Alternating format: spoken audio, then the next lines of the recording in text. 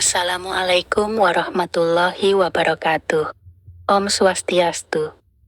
Namo Buddhaya. Salam kebajikan. Shalom. Halo teman-teman semua. Terima kasih sudah mampir ke channel Wayah Horor. Sebelum kita mulai cerita horor yang seru dan penuh misteri kali ini, saya punya permintaan kecil nih buat kalian. Ingat ya, jangan lupa subscribe channel ini. Tapi kalau kalian suka dengan kontennya, saya akan sangat senang kalau kalian mau tuliskan Waalaikumsalam di kolom komentar bagi yang muslim, atau jawab salam sesuai dengan keyakinan kalian masing-masing.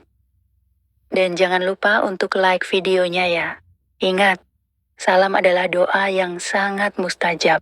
Dengan kalian menjawab salam di kolom komentar, itu sama saja seperti kita saling mendoakan kebaikan satu sama lain. Dan percaya deh, itu jauh lebih berharga daripada sekadar klik tombol subscribe. Oke, sekarang kita langsung saja ke ceritanya. Selamat menyimak. Aku masih ingat betul tanggalnya, 12 Juli 2023. Hari pertama kami, 15 mahasiswa dan mahasiswi dari berbagai jurusan, mulai KKN di sebuah desa kecil di pinggiran kota Sidoarjo. Namanya Desa Gedangan Wetan. Nggak jauh dari RL kereta. Dan entah kenapa, waktu pertama kali mobil kami belok masuk gang sempit itu, aku langsung ngerasa aneh. Bulu kuduku berdiri. Nama aku Raka, mahasiswa semester 7 dari jurusan komunikasi. Aku ditunjuk jadi koordinator kelompok. Dan sejak awal, aku udah punya firasat nggak enak soal rumah kontrakan yang bakal jadi tempat tinggal kami selama 2 bulan ke depan. Rumahnya besar, tapi bukan besar yang nyaman, lebih ke kosong dan dingin. Bangunannya 2 lantai, dinding luar penuh tambalan cat yang mengelupas. Pagar besi tua berderit waktu kami dorong. Di halaman depan, ada sumur tua yang ditutup kayu triplek lapuk. Waktu itu, aku nggak terlalu mikir. Aku cuma nyari cara biar semua bisa masuk dan mulai beres-beres. Rak, ini rumahnya beneran dipakai kan? Kok kayak rumah nggak keurus gitu? Tanya Nadine, teman sekelompok yang dari jurusan psikologi. Aku cuma senyum tipis. Iya Din, ini alamat yang dikasih pihak desa kok. Kata Pak RT, ini rumah peninggalan keluarga lurah lama. Udah nggak ditinggalin sejak pandemi. Serius lu? Kosong dari pandemi? Berarti udah lebih dari 3 tahun. Aku angguk pelan, walaupun sebenarnya aku juga baru tahu itu pas ngobrol tadi di balai desa. Malam pertama kami tidur di sana, semua masih biasa aja. Cowok tidur di ruang tamu dan ruang belakang, cewek-cewek di kamar atas. Kami semua capek, jadi nggak terlalu mikirin suara-suara aneh dari langit-langit. Kukira cuma tikus. Tapi satu hal yang bikin aku sempat terdiam sebelum tidur, waktu aku lagi cuci muka di kamar mandi belakang, aku sempat lihat bayangan hitam panjang melintas cepat di cermin. Dan jujur, aku kira itu cuma halusinasi karena kecapekan. Tapi besoknya, pagi-pagi banget, Intan, mahasiswi dari jurusan sastra, langsung ngedatangin aku. Mukanya pucat, dan matanya merah kayak habis nangis semalaman. Kak, kamu dengar suara perempuan nangis semalam?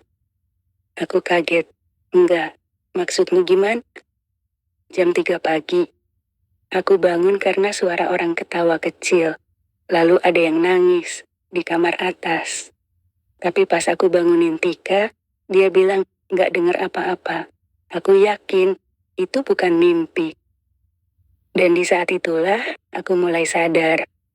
Kayaknya kami nggak sendiri di rumah itu. Setelah kejadian pagi itu, aku mulai memperhatikan tingkah teman-teman satu kelompokku. Intan masih kelihatan takut. Bahkan siangnya dia nelpon ibunya, bilang pengen pulang. Tapi aku coba tenangin. Aku bilang, kita semua capek. Mungkin cuma halusinasi. Nggak usah dipikirin dulu. Tapi dalam hati, aku tahu, dia nggak bohong. Malam itu kami kumpul di ruang tengah buat bahas program kerja. Rencananya kami mau adain penyuluhan kebersihan lingkungan, kegiatan belajar untuk anak-anak desa, dan bantu posyandu. Semua semangat, tapi suasananya beda.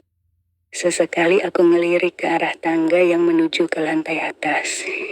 Rasanya kayak ada yang ngintip dari sana. Tapi tiap aku tatap, nggak ada apa-apa. Waktu udah mau jam 11 malam, kami bubar. Cewek-cewek naik duluan. Aku dan Fikri, teman dari jurusan teknik sipil, masih duduk di ruang depan, ngerokok sambil ngobrol. Ra, lu percaya nggak sih soal rumah angker? Aku nengok ke dia.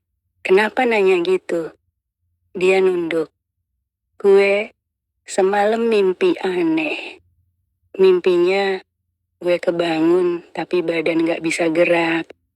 Terus ada cewek duduk di dada gue. Rambutnya nutupin muka. Tapi gue bisa ngerasa dia senyum. Mukanya deket banget ke gue. Dan dia bisik. Kalian gak boleh di sini, gak boleh. Aku diem. Gak tahu harus jawab apa. Karena mimpi itu hampir sama kayak yang aku alami 2 malam kemudian.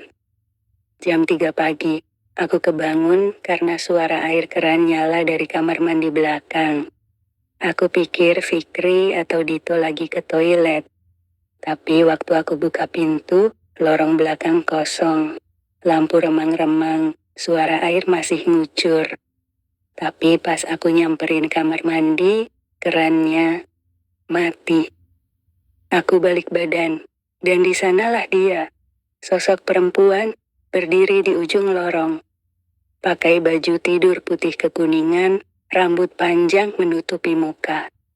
Dia nggak gerak, tapi aku bisa dengar napasnya, berat, pelan, kayak dari dada yang kosong. Aku kunci mata ke arahnya, badan kaku.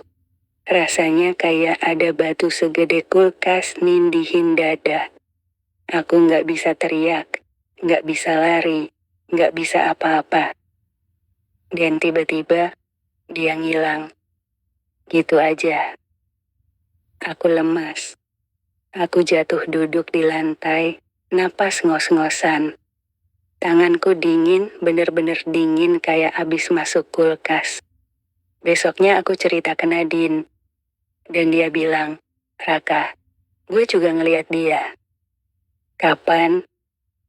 2 hari lalu, waktu gue lagi di kamar atas, gue ngaca, dan dia muncul di belakang gue. Tapi bukan bayangan, beneran. Kayak dia dari dunia lain tapi bisa nyentuh kita. Sejak hari itu kami mulai mencatat. Jam 3 pagi selalu ada yang bangun. Selalu ada suara, selalu ada penampakan, dan setiap hari, makin banyak dari kami yang nggak ngalamin. Dan yang lebih serem, dari 15 orang yang tinggal di situ, satu persatu mulai berubah. Ada yang mulai ngomong sendiri, ada yang mulai jalan malam-malam tanpa sadar. Dan yang paling parah, Fikri hilang. Hari itu, tanggal 17 Juli, udara pagi di Sidoarjo biasanya hangat, tapi entah kenapa, pagi itu dingin banget dan sunyi. Biasanya anak-anak udah rame di dapur nyiapin sarapan atau nyalain speaker buat muter lagu dangdut, tapi kali ini nggak ada yang ngomong sepatah kata pun. Waktu aku turun dari lantai atas, aku langsung sadar, Fikri nggak ada. Nadine, Fikri mana? Tanyaku pelan, sambil nyeduh kopi instan. Dia geleng. Tadi pagi pas gue bangun, tempat tidurnya kosong. Kirain dia udah bangun duluan. Aku cek ke belakang, ke kamar mandi, ke ruang tamu, bahkan halaman depan. Nggak ada. Helmnya masih di rak, sandal jepitnya masih di depan pintu. HP-nya ketinggalan di atas kasur. Aku mulai panik. Fik, aku teriak ke halaman samping. Tapi cuma suara ayam tetangga yang balas. Lalu aku cek sisi yang kami pasang waktu awal datang. Salah satu anak, Yoga, dari jurusan TI bawa IP cam buat ngawasin barang-barang. Kami pasang satu kamera kecil di lorong belakang dekat kamar mandi. Dan waktu kami muter rekamannya, jantungku nyaris berhenti. Jam 2.58 dini hari, Fikri terekam berjalan sendiri ke arah belakang. Dia jalan pelan, matanya terbuka, tapi ekspresinya kosong. Kayak bukan dia. Dia berdiri di depan kamar mandi sebentar, lalu menghilang ke arah sumur tua di halaman samping. Kami langsung lari ke sana. Sumur itu masih ditutup kayu lapuk, tapi bagian tengahnya bolong, kayak ada yang maksa buka tengah malam. Waktu Yoga buka senter HP-nya dan menyorot ke dalam.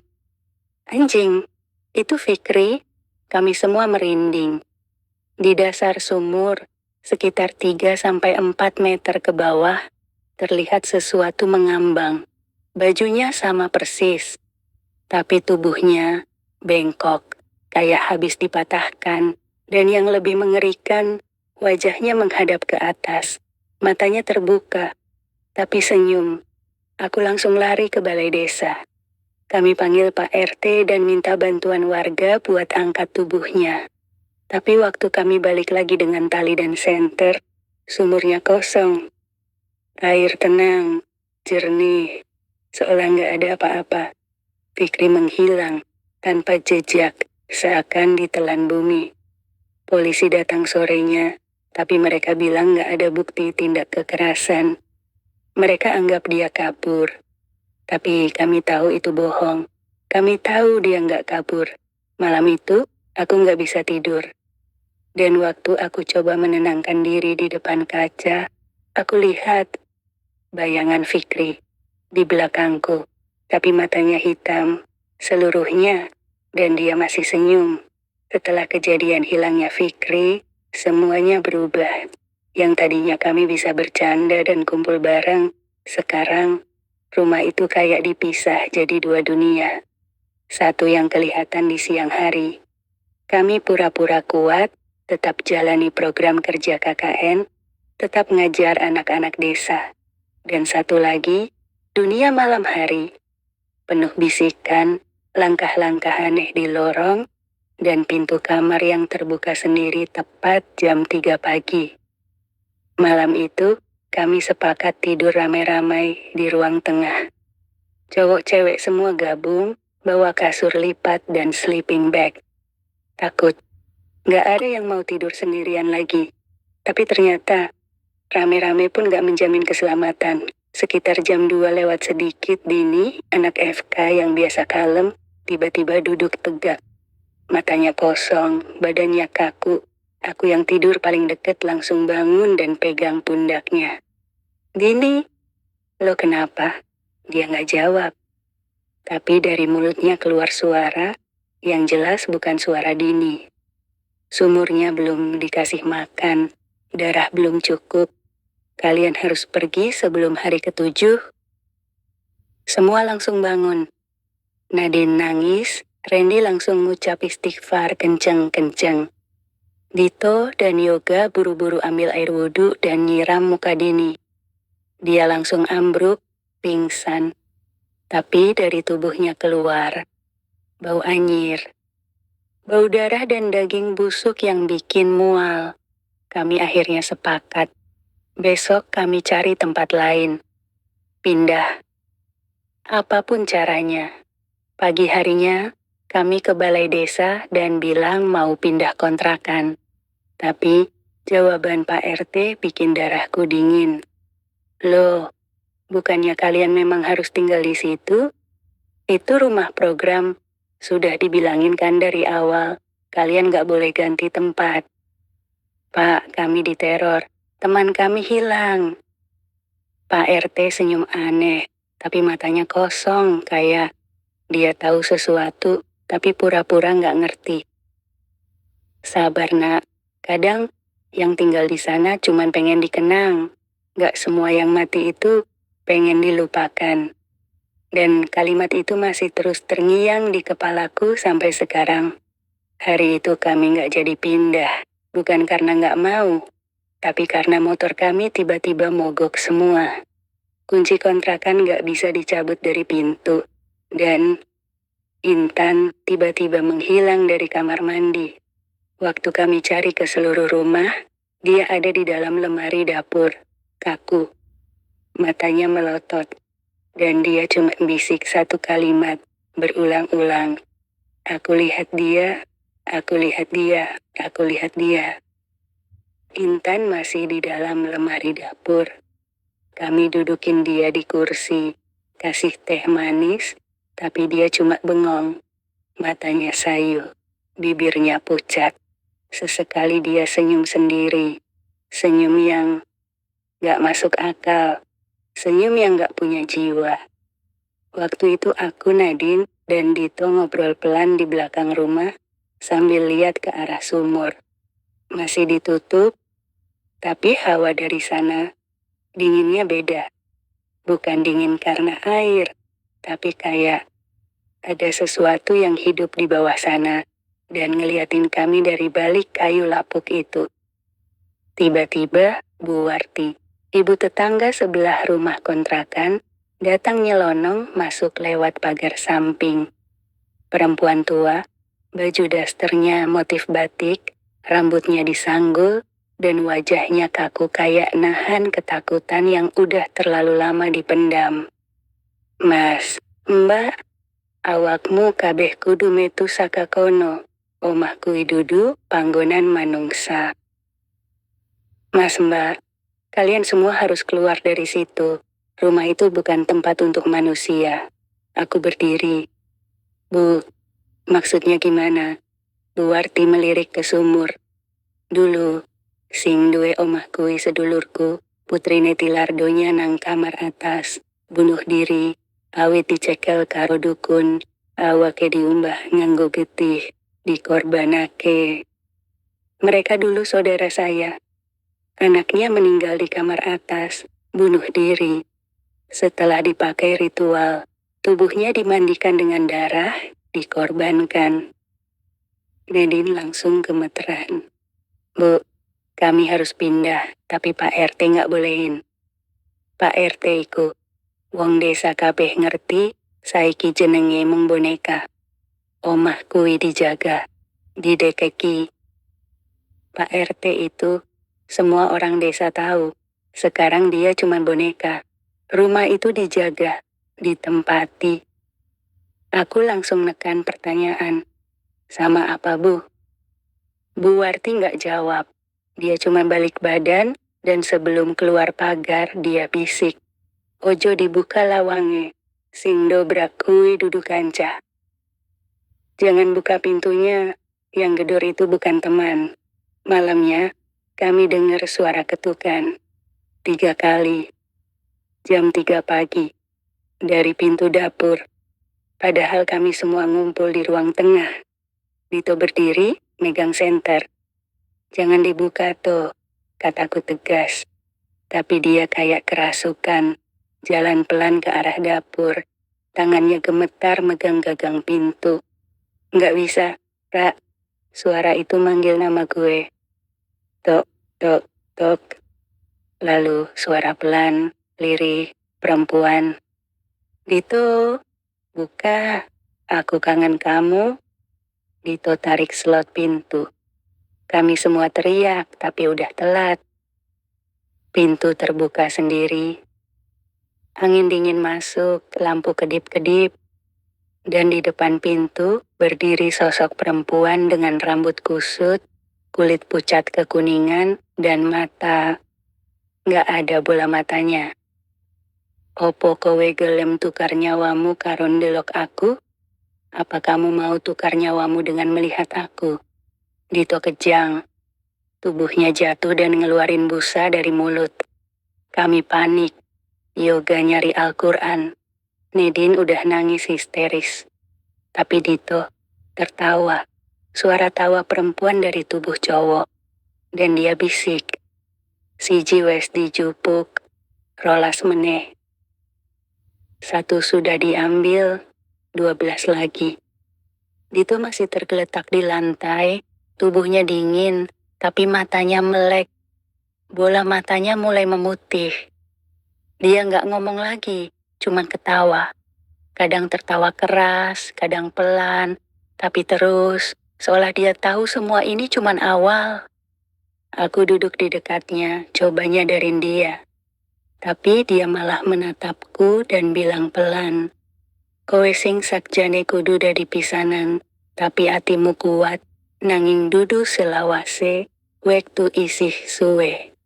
Kamu yang seharusnya jadi yang pertama, tapi hatimu kuat, tapi tidak selamanya, waktumu tinggal sebentar." Yoga datang bawa Al-Quran, dia coba baca surat Al-Baqarah keras-keras. Dan seketika, Dito teriak keras. Bukan suara cowok, suara perempuan parau, seperti serak ditelan tanah. "Wis telat. Omah iki wes dadi papane. Opo kowe kira kabeh bisa metu?" Sudah terlambat. Rumah ini sudah menjadi tempatnya. "Apa kamu kira kalian semua bisa keluar?" Dito langsung pingsan. Kami buru-buru ngangkat dia ke ruang belakang, baringkan pakai tikar. Nedin peluk aku erat, tangannya gemetaran. "Rak, kita harus keluar dari rumah ini. Beneran, sekarang." Aku mengangguk.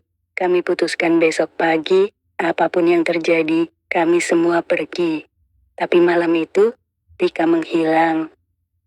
Dia bilang mau ke dapur ambil minum, tapi nggak pernah balik. Kami cari sampai subuh, kamar mandi, belakang rumah, ke halaman, nggak ada.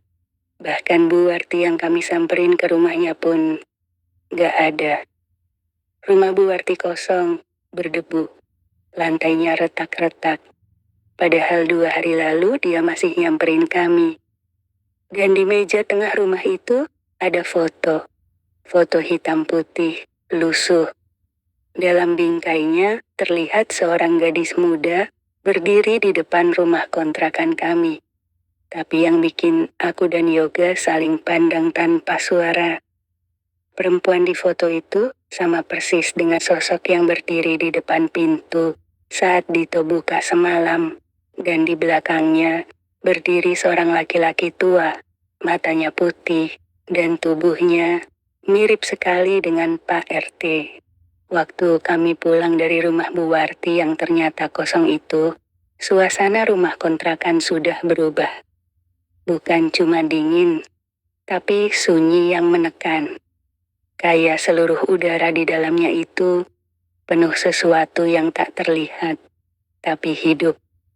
Mata Dito kosong. Dia duduk di pojokan ruang depan, diem, dan cuma gumam gak jelas. Yoga coba nyalain ayat ruqyah lewat speaker, tapi malah tiba-tiba listrik di rumah padam total. Padahal rumah tetangga masih terang. Kami akhirnya nyalain lilin. Dan di sinar lilin itulah Tika muncul. Dia berdiri di lorong belakang, bajunya kotor, rambutnya kutut. Tapi matanya hitam, bukan lebam, bukan karena kurang tidur, tapi seluruh bola matanya hitam. Aku jalan pelan ke arahnya. "Tika, kamu dari mana aja?" Dia nggak jawab, tapi dia jalan pelan ke arah kami semua.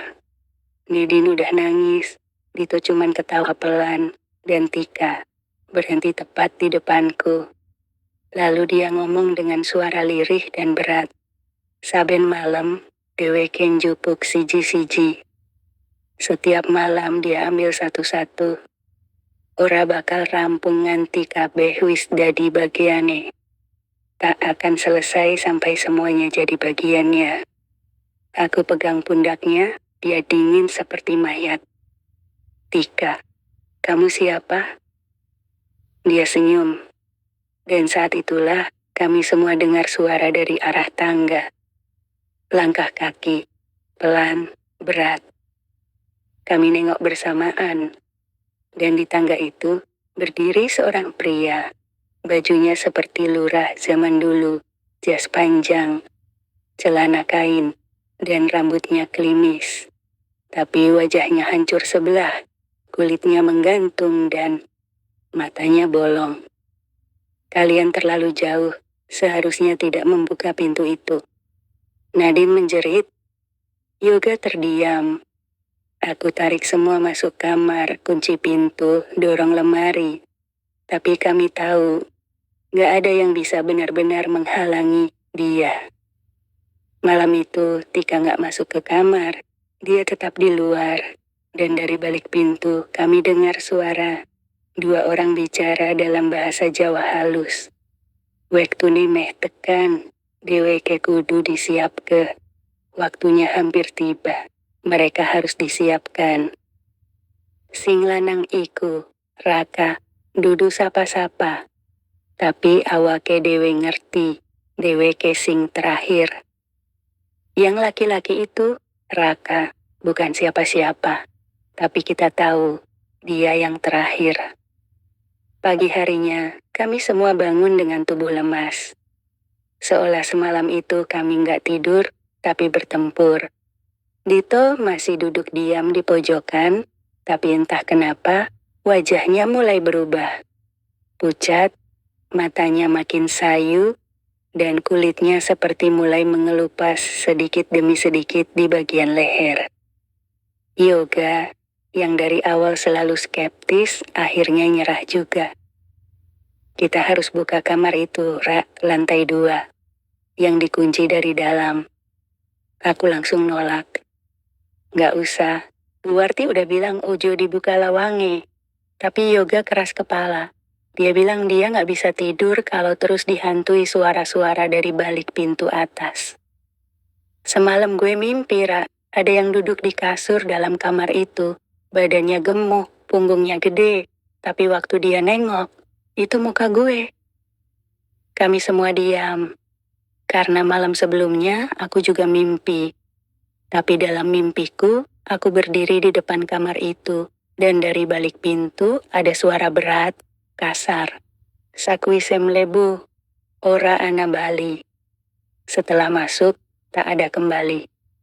Jam 3 sore, akhirnya Yoga ambil keputusan sendiri. Dia bawa linggis dan tanpa persetujuan siapapun, dia dobrak kamar terkunci itu. Kami semua di bawah. Nadine nangis dan terus bilang, tolong cegah dia, Raka. Kita nggak tahu apa yang ada di dalam sana. Tapi, terlambat. Berak.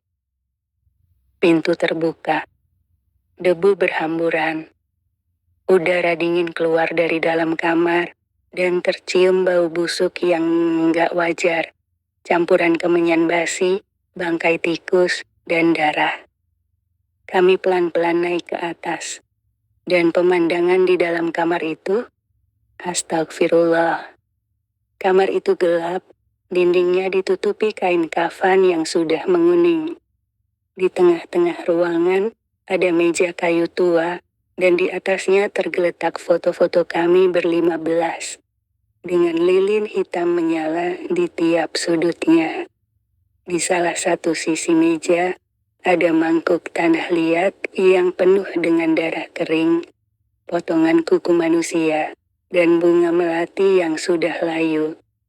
Yoga berdiri di sana, tubuhnya gemetar. Tangannya memegang sebuah buku lusuh, kitab pemanggilan. Aku jalan pelan mendekat. Yo, taruh aja. Kita keluar bareng-bareng. Tapi Yoga malah buka kitab itu. Dan membaca pelan. Sugeng rawuh, kaula nyuwun rawuhe sing kasembunyi, nanging dudu kang suci, nanging kang luput, sing disasat, kang dikorbanake, ingkehe. Selamat datang. Hamba memohon kedatangan yang tersembunyi, bukan yang suci, tapi yang sesat, yang dikorbankan. Tiba-tiba lampu padam. Angin kencang masuk lewat jendela kamar. Lilin-lilin di altar menyala sendiri dengan api biru, dan suara perempuan tertawa tapi tangis di saat yang sama, mengelilingi kami. Yoga jatuh terduduk. Nadine berteriak. Aku hanya bisa merapal ayat dalam hati. Lalu, dari balik kasur tua di pojok ruangan muncul sosok wanita mengenakan kain kafan setengah terbuka, wajahnya hangus terbakar, dan matanya berlubang. Dia mengarah ke Yoga dan berkata, "Kowe wis mbukak lawangku, saiki kowe dadi tumbalku. Kamu sudah membuka pintuku, sekarang kamu jadi tumbalku." Seketika tubuh Yoga kejang, mulutnya terbuka, dan asap hitam keluar dari dadanya. Kami semua lari turun, tapi suara langkah kaki mengikuti kami sampai ke bawah. Dan malam itu, kami semua tahu. Kamar itu bukan sekadar ruangan, itu gerbang, dan Yoga baru saja jadi kuncinya. Malam itu, setelah Yoga kerasukan dan tubuhnya pingsan di depan altar, kami semua terjebak dalam kepanikan yang gak bisa diredam. Nadine terus menangis, sementara Dito, yang sebelumnya kerasukan, kini malah jadi pendiam, menatap kosong ke tembok, seolah ingatannya dicabut paksa dari otaknya. Kami sepakat untuk mengunci kamar lantai 2. Tapi saat kami ingin memaku pintunya dengan papan, pintu itu sudah kembali tertutup rapat dan terkunci dari dalam. Padahal sebelumnya, kami semua turun bersama. Tak ada yang tinggal di lantai atas, tak ada yang menutup pintu itu. Sore harinya, kami kumpul di ruang tengah. "Gue gak tahan lagi," ujar Nadine dengan suara gemetar. "Kita udah gak bisa percaya siapapun. Mungkin di antara kita ada yang manggil itu semua." Semua diam, hening, tegang, sampai akhirnya Randy, yang selama ini paling kalem dan religius, angkat bicara. "Gue mau ngaku sesuatu." Kami menoleh. "Ada hal yang gue sembunyikan dari kalian. Dulu sebelum KKN dimulai, kita sempat isi formulir pembagian tempat kan?" Aku mengangguk. "Iya." "Terus gue minta ke panitia supaya kelompok kita ditempatin di rumah ini." Jantungku nyaris berhenti. "Apa maksud lu, Ren?" bentak Dito. Randy menarik napas. "Gue penasaran. Gue nemu thread di Twitter tentang rumah ini. Katanya rumah ini pernah dijadikan tempat uji coba komunikasi dengan arwah oleh komunitas metafisika Jawa Timur. Mereka percaya di sini ada gerbang antar alam di bawah sumur tua. Tapi semua dokumentasi mereka dihapus. Dan ada yang bilang tempat ini bisa nunjukin siapa kita sebenarnya. Semua langsung naik darah. Jadi, selama ini kita semua jadi kelinci percobaan karena rasa penasaran lu," bentak Nadine. "Aku cuma pengen bukti. Aku pikir kita bisa dokumentasiin, kita bisa buktikan dunia lain itu ada," teriak Randy, mulai frustasi. "Aku gak nyangka sampai segini. Aku gak nyangka Fikri bakal hilang." Aku marah, tapi aku juga takut. Karena yang Randy bilang barusan benar. Sejak kami datang, seolah rumah ini mulai buka dirinya sedikit demi sedikit. Seolah kami memang ditunggu. Malam itu, satu hal aneh lagi terjadi. Yoga bangun. Tapi bukan Yoga yang kami kenal. Tubuhnya kaku, wajahnya tanpa ekspresi. Dia turun pelan-pelan dari tangga, berdiri di depan kami semua yang duduk membentuk lingkaran baca Yasin pelan. "Kenapa kalian berdoa?" tanyanya. "Yo, lu sadar kan?" Aku bangkit. Dia nyengir. "Aku sadar, justru terlalu sadar, karena sekarang aku lihat segalanya." Dia jalan mendekati Tika, lalu duduk di sampingnya. "Tika, Kamu masih ingat waktu kamu mimpi jalan di koridor rumah ini, dan ada yang bisikin nama kamu? Tika pucat. Iya, itu bukan mimpi, itu kenangan. Semua terdiam. Yoga lalu membentangkan tangannya dan berkata, tempat ini bukan sekadar rumah, ini cermin. Semua kebusukan yang kalian sembunyikan akan hidup di sini. Kalian semua akan dipaksa menghadapi dosa kalian masing-masing. Dan detik itu juga, pintu-pintu kamar terbuka sendiri, serentak. Dari setiap kamar, keluar suara-suara, tangisan, teriakan, doa yang dibaca cepat. Seolah ada yang sedang disiksa di balik pintu itu. Aku gak tahan lagi, aku tarik semua keluar rumah, berdiri di halaman meski gelap dan dingin. Tapi, pagar depan sudah gak ada. Yang ada hanyalah tembok tinggi hitam, menjulang menutupi seluruh sisi halaman. Kami terperangkap, dan saat aku menatap ke arah sumur untuk pertama kalinya sejak kami datang, tutup kayunya terbuka, sendiri. Malam itu kami berdelapan berdiri di tengah halaman rumah kontrakan yang kini tak lagi punya pagar. Yang ada hanya tembok tinggi hitam, seolah rumah ini telah lepas dari dunia nyata dan masuk ke tempat yang tak bisa dijelaskan dengan logika. Rumahnya tetap sama, atap genteng, tembok semen, lantai retak, but the feeling beda. Rasanya seperti berada di dalam kuburan yang menyamar jadi rumah. Satu persatu kami mulai mendengar suara aneh dari dalam kepala kami. Bukan suara teriakan atau bisikan, tapi kenangan. Kenangan masa lalu yang tidak pernah kami ceritakan pada siapapun, yang bahkan mungkin sudah kami kubur dalam-dalam. Dan rumah ini menyuarakannya. Nidin tiba-tiba berdiri kaku. Tatapannya kosong, tapi wajahnya pucat, seperti ditampar bayangan sendiri. Aku lihat diri aku sendiri. Di depan rumah sakit waktu itu, aku ninggalin dia. Suaranya pelan, tangannya gemetar.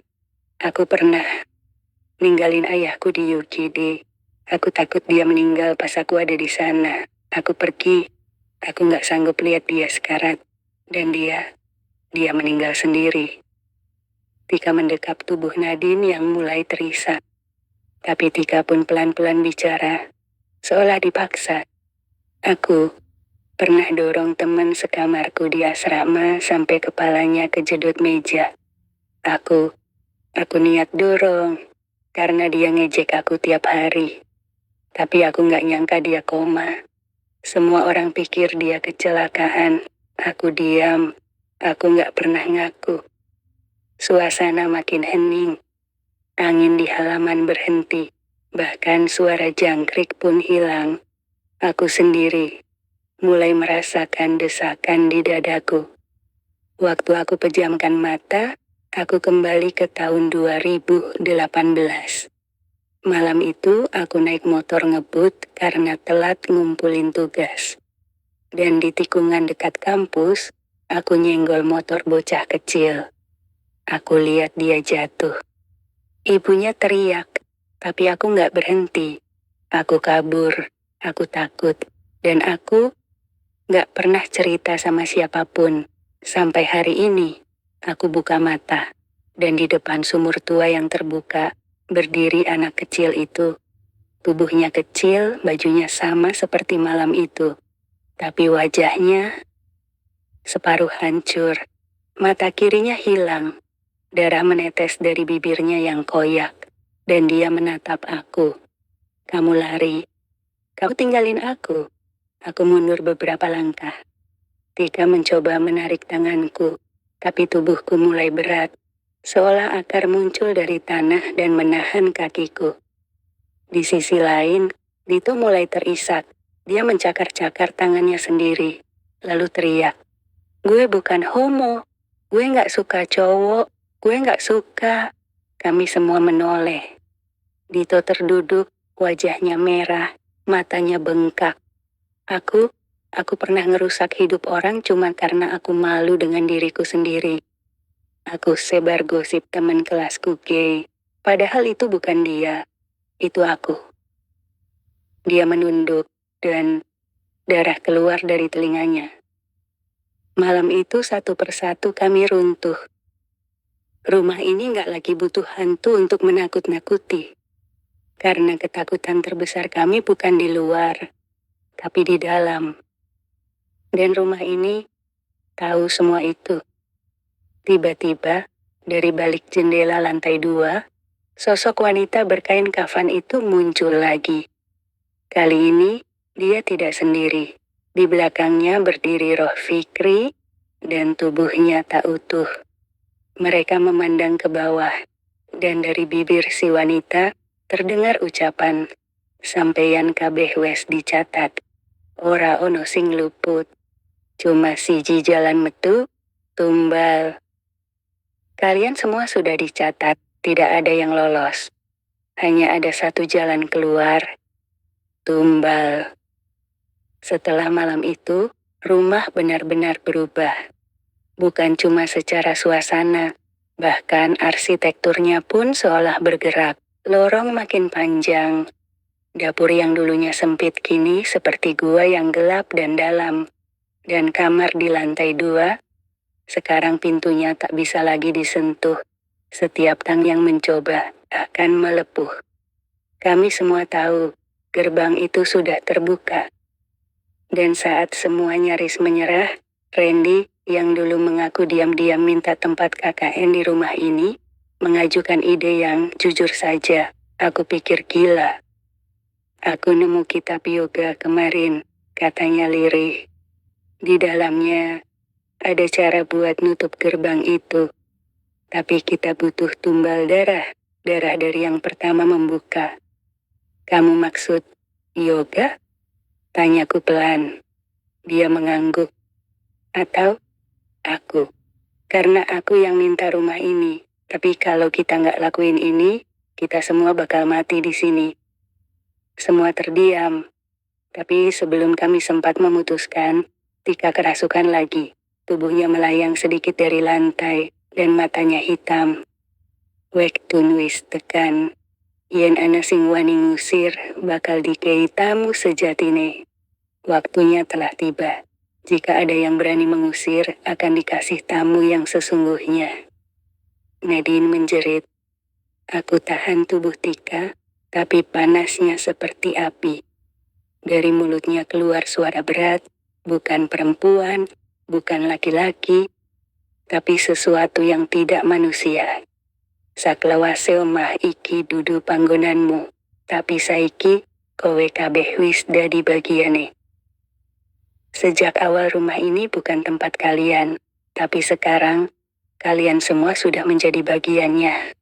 Malam itu, Randy bersikeras tetap menjalankan ritual penutupan.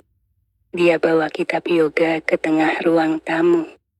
Di lantai digambarnya lingkaran pakai darah ayam yang dia sembelih sendiri.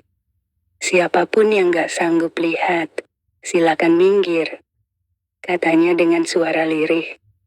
Tapi matanya, aku lihat ada sesuatu yang beda, bukan ketakutan, tapi ambisi.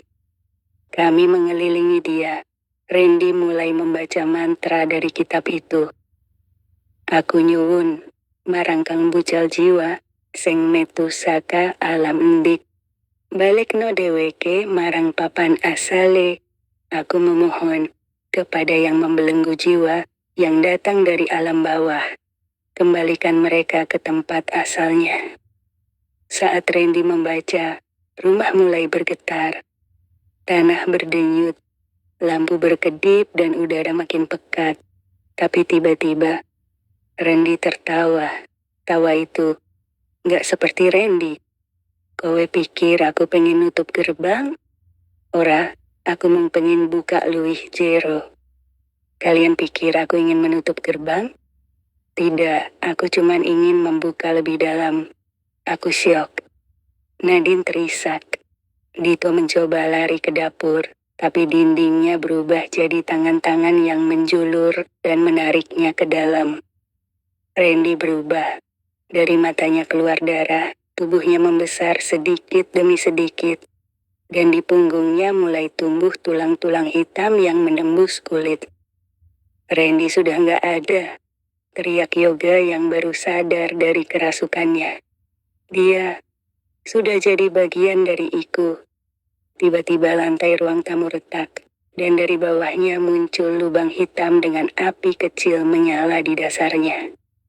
Satu persatu suara tangisan, jeritan, dan lolongan muncul dari bawah tanah itu. Sugeng Rawuh, para tamuku. Selamat datang, para tamuku. Ritual itu bukan penutupan gerbang, itu pembukaan, dan Randy adalah pemanggilnya. Rumah ini hidup. Ruang tamu sudah tidak lagi berbentuk ruang. Retakan besar membelah lantai, dan dari dalamnya, asap hitam dan bara kecil menyala pelan, menghembuskan hawa busuk yang rasanya seperti darah beku, dan bangkai busuk dicampur kemenyan basi. Kami berdiri saling memegang tangan, mengitari lubang itu. Tapi Randy yang kini tak bisa lagi disebut manusia, berdiri di tengah simbol ritual yang dia gambar sendiri. Tubuhnya menggembung. Dari punggungnya tumbuh tulang-tulang tajam seperti duri, dan wajahnya hanya setengah yang tersisa. Separuh lainnya terkelupas, memperlihatkan daging hitam yang berdenyut seperti jantung. Aku wes tau dadi kaya kowe kabeh. Aku dulu pernah seperti kalian semua. Ngerti rasa salah, ngerti rasa wedi. Tapi rasa kuwaso, luwih manis. Tahu rasa bersalah, tahu rasa takut. Tapi rasa berkuasa, jauh lebih manis. Aku mung pengen omah ikim bukak selawase. Ora mung nguntal, tapi nyebar. Aku hanya ingin rumah ini terbuka selamanya. Bukan hanya menelan, tapi menyebar. Aku maju beberapa langkah. Ren, sadar, lo masih bisa balik, kita bisa keluar bareng-bareng dari sini. Dia tertawa. Dan dari mulutnya, keluar suara anak kecil dan perempuan secara bersamaan, berbicara tumpang tindih. Raka, awakmu sing paling akhir, awakmu sing paling penting. Raka, kamu yang terakhir, kamu yang paling penting. Jiwamu resik, nanging isi dosa, omah iki seneng karo kowe. Jiwamu bersih, tapi penuh dosa. Rumah ini suka padamu. Tiba-tiba, lantai di bawah Nadine runtuh. Dia terjatuh, aku tarik tangannya, tapi cengkeraman tanganku kalah kuat dengan tangan-tangan hitam yang muncul dari lubang itu dan menarik tubuhnya ke bawah. Arg, Raka, tolong. Aku tarik sekuat tenaga, sementara Yoga melemparkan potongan tali dari tas tenda. Tapi, tangan Nadine terlepas. Aku hanya bisa melihat dia jatuh ke dalam kegelapan, dan suara jeritan terakhirnya seperti diserap dan dimakan oleh tanah. Sudah cukup, teriakku, marah. Aku ambil Al-Quran dari tasku, yang selalu aku bawa sejak malam pertama terjadi keanehan. Kubuka cepat ke surat Al-Baqarah, mulai aku bacakan ayat demi ayat sambil mendekat ke arah Randy. Tapi tanah makin bergetar. Randy terhuyung. Dari tubuhnya keluar asap putih yang mengepul seperti kabut tipis. Aku, ora wedi karo ayatmu. Aku tidak takut dengan ayatmu. Tapi suaranya mulai lemah.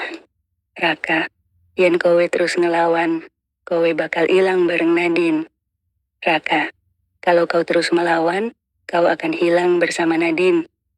Aku baca lebih keras, setengah berteriak meski tenggorokanku panas dan paru-paruku serasa diikat. Allahu la ilaha illa huwal hayyul qayyum. Tubuh Randy meledak menjadi asap hitam yang berputar-putar di tengah ruangan. Kami semua mundur. Asap itu lalu terisap ke dalam lubang dan api kecil menyala sekali, lalu padam. Suara-suara tangisan itu hilang. Rumah berhenti bergetar. Hening, gelap. Kami saling pandang. Tika masih menangis. Yoga jatuh duduk.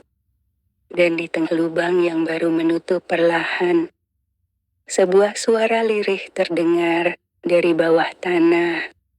Durung rampung, Oma Iki isih urip. Belum selesai, rumah ini masih hidup. Tersisa 4 dari kami. Aku, Yoga, Tika, dan satu lagi, Dito. Tapi Dito sejak malam ritual itu seperti bukan Dito lagi.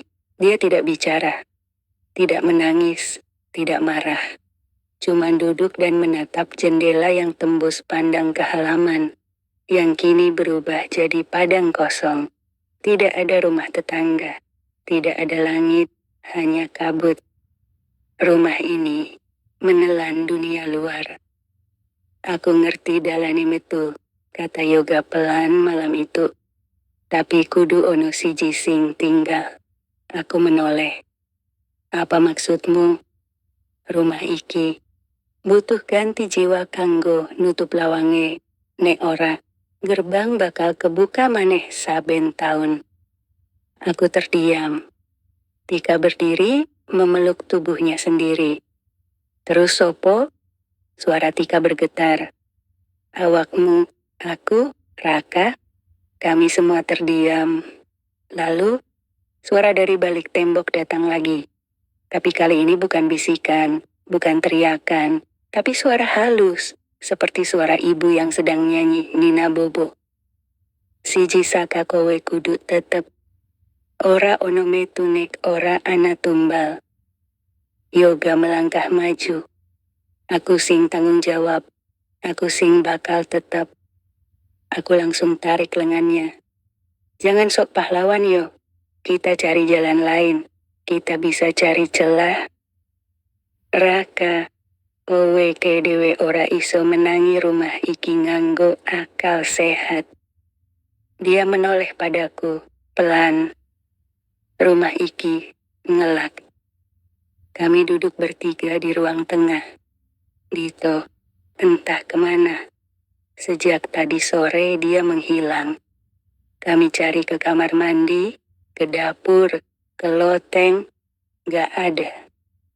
Dan saat aku membuka pintu kamar Yoga, di dalamnya, Dito berdiri membelakangi kami, sambil meluk foto ibunya.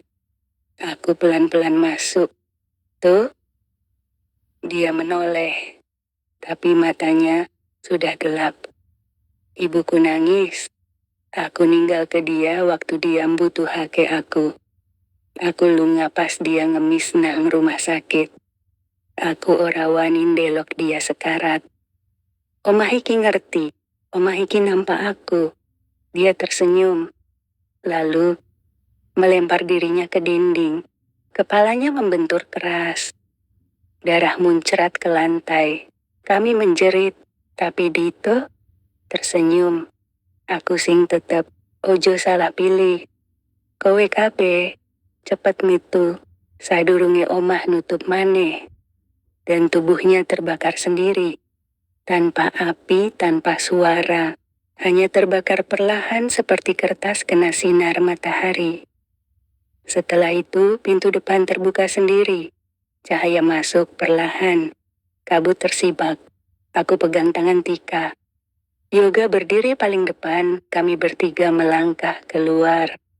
Tapi sebelum langkahku lepas dari teras, aku dengar suara perempuan tua dari dalam rumah.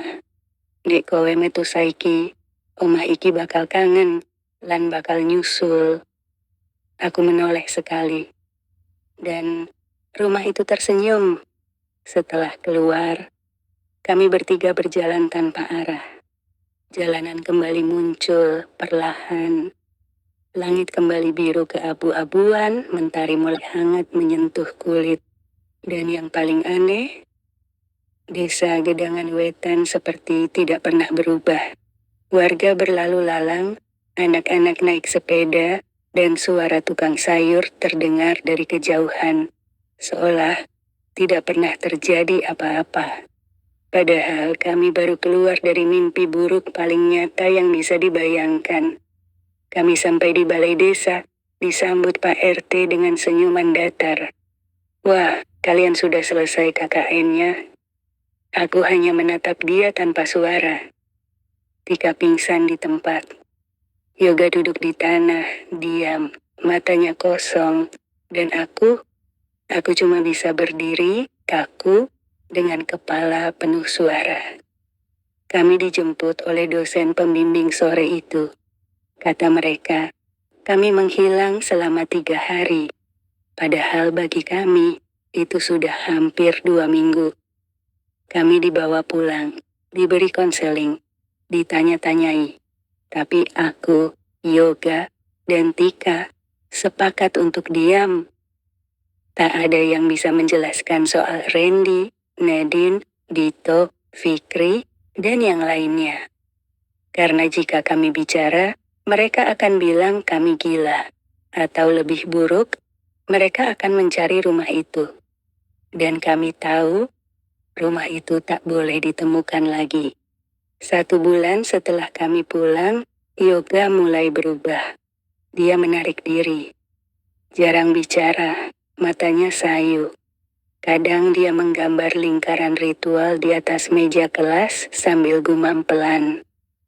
Lalu suatu malam, aku terima pesan dari dia.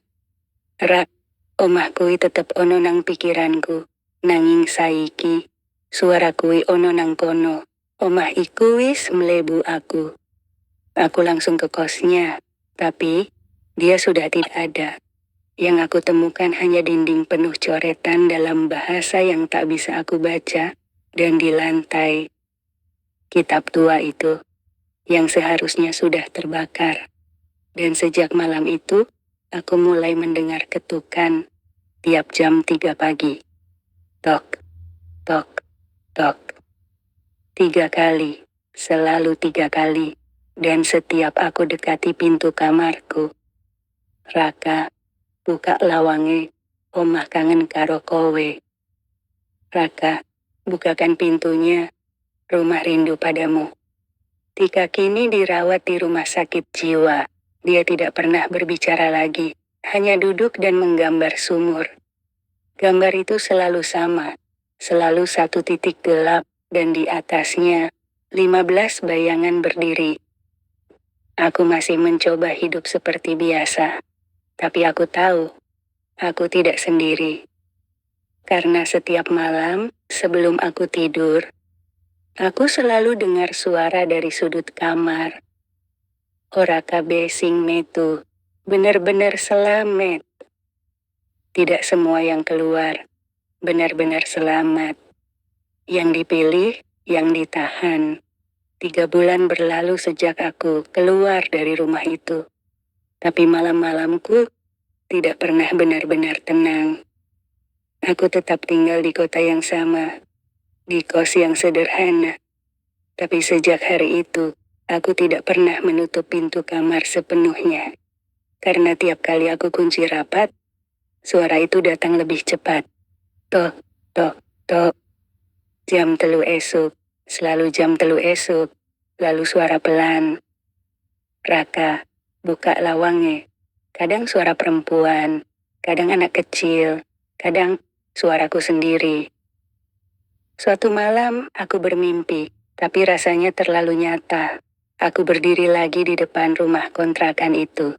Tapi sekarang tak ada pagar, tak ada tembok, hanya padang tandus dan 1 bangunan berdiri sendirian. Aku melangkah pelan ke depan pintu. Dan di sana seseorang menungguku, Fikri. Tapi matanya kosong, tubuhnya compang-camping, dan dia bicara dengan suara sangat pelan, seperti bisikan dari dalam tanah. "Rak, kowe isoh metu, tapi dudu karena kowe kuat. Kowe metu, karena kowe dipilih. Dipilih, dudu kanggo bebas, tapi kanggo dadi jembatan. Aku mundur. Jembatan apa, Fik? Tanyaku lirih. Dia menunduk, lalu menunjuk ke arah dadaku. Kowe saiki omah kuwi. Omah kuwi wis mlebu awakmu. Saben kowe merem, gerbang kuwi kebuka. Aku terbangun dengan keringat dingin. Dadaku berat, dan entah kenapa, punggungku terasa gatal luar biasa. Kupaksa buka baju, berdiri di depan kaca, membelakangi cermin. Dan di sana ada pola. Lingkaran hitam samar, seperti dibakar ke kulitku. Sama persis dengan simbol pemanggilan di lantai rumah itu. Aku akhirnya sadar, aku bukan selamat, aku ditinggal hidup. Rumah itu tidak mengurungku, ia memakai aku, supaya tetap hidup, tetap mengingat, dan tetap membuka pintu. Setiap kali aku ceritakan kisah ini, bahkan pada kalian sekarang saat kalian membaca ini, kalian pun ikut membuka sedikit gerbangnya. Dan kini kalian tahu, omah kuwi ora ono nang Sidoarjo maneh. Omah kuwi wis pindah. Omah kuwi ono nang pikiranmu. Pesan moral. Rasa bersalah yang tak diselesaikan akan menjadi pintu bagi kegelapan untuk masuk. Rasa penasaran tanpa tanggung jawab bisa menjadi malapetaka. Tidak semua yang selamat benar-benar hidup. Keberanian sejati bukan soal melawan hantu, tapi mengakui kesalahan sendiri.